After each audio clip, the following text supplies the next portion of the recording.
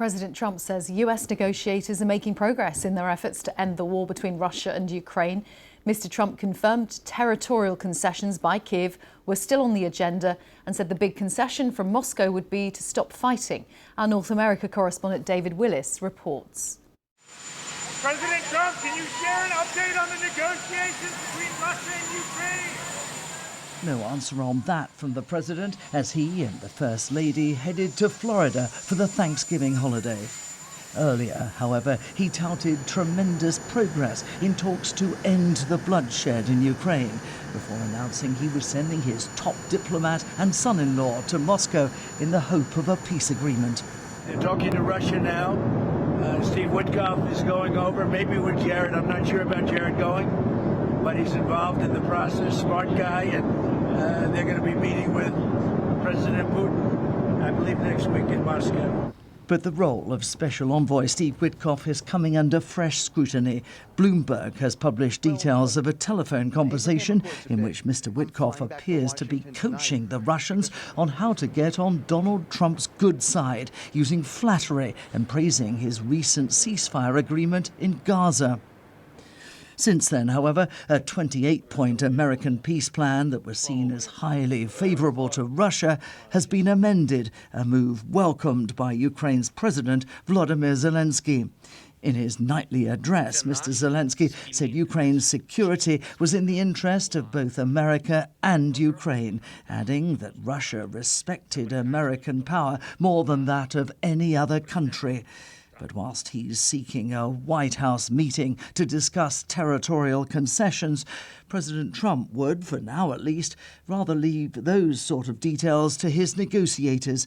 In a social media post, he wrote, "I look forward to hopefully meeting with President Zelensky and President Putin soon, but only when the deal to end this war is final or in its final stages."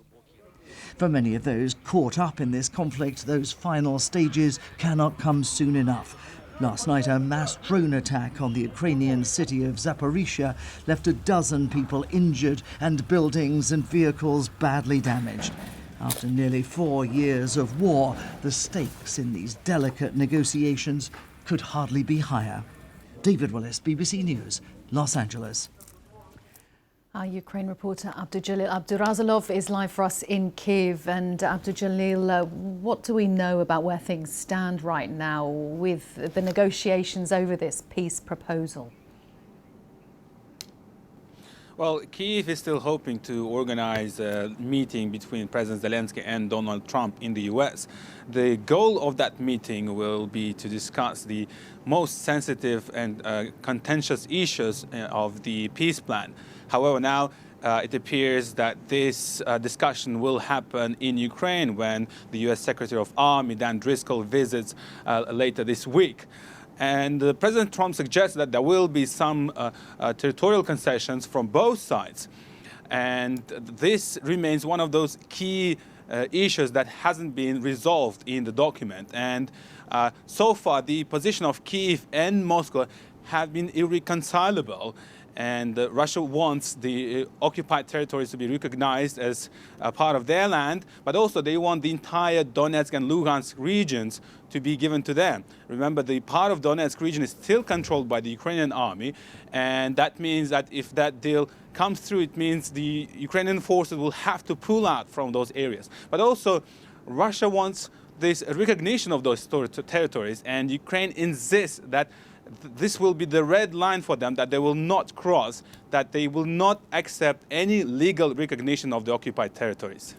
Russia keeps saying it has not yet received this revised document. And so far, we've had no indication, have we, that Russia wants to end the fighting? That is correct, yes. Just yesterday, the spokesperson of President Putin, Dmitry Peskov, said that they hadn't received any new draft of this peace deal. But the foreign minister, Sergei Lavrov, foreign minister of Russia, he suggested that the revised document may not reflect Russia's positions, and therefore they may not be acceptable for Moscow. Remember, Moscow wants the agreements that they proposed in Alaska when Putin met with Donald Trump. During that meeting, Vladimir Putin suggested that The current front line will be frozen along the southern regions of Zaporizhia and Kherson, but the entire Donetsk region and Lugansk region will be given to Russia.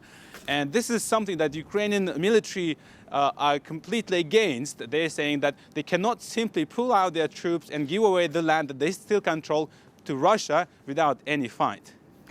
Abdul Jalil Abdurazilov there in Kyiv. Thank you.